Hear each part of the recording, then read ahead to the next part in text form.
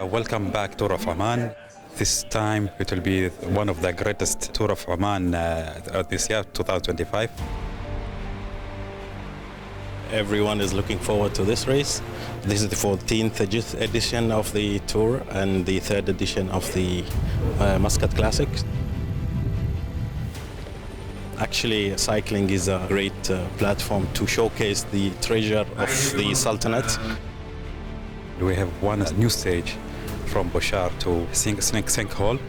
It will be one of the greatest stage in this Tour of Oman, inshallah. Every year we are starting in a new places and we're going through different villages to showcase the beauty of Oman.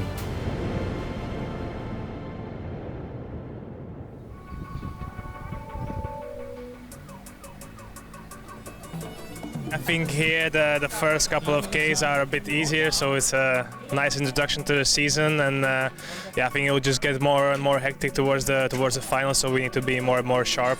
It will be really hard racing at the end. It's going to be really important to have numbers in the final and then try to play aggressive, try to play with strength in the final and go for the win.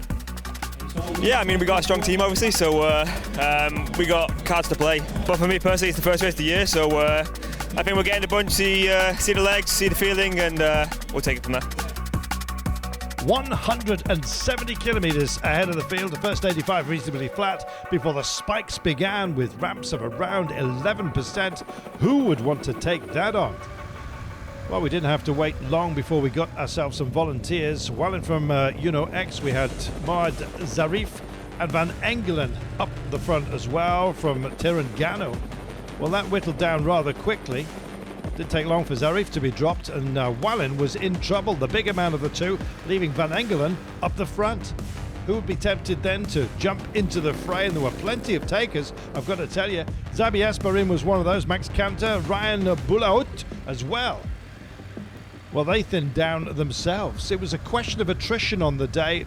Those mountains just kept on coming.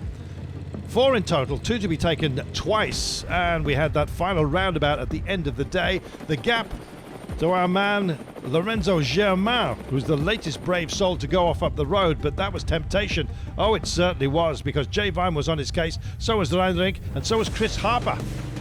A quartet formed up front, and behind them, the peloton on some of the descents were just starting to fracture. It was high-paced, high-octane, high entertainment.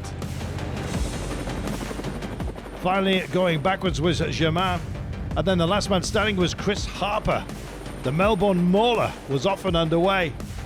So many incarnations we had of the breakaway, but it was all to come to naught, because right at the very last, they were caught, and we were in for a hell of a sprint finale. 1 roundabout, 1 turn, and then 1 chance to take this classic. So early in the season for so many, straight out of the box for some. How would it pan out? It was a grandstand finale that everyone had been looking for. Only the 3rd edition of this race, but who was going to take it?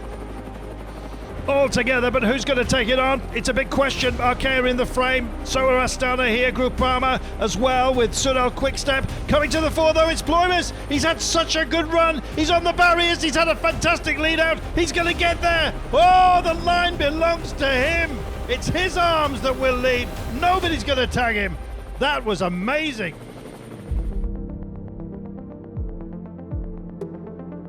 I just focused on my own climb, and then in the final I just followed Marco and into the last 150 meters, and he put me off in a perfect position, and then I just had to go all out to the finish line. I think it's a super nice way to get my first pro victory.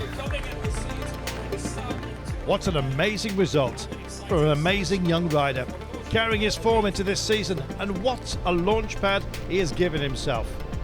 Bloimers take it ahead of Biermans and Mulbahan. What an amazing day, a fabulous classic it turned out to be, and a great entree to the Tour of Oman itself. What a place, what a race.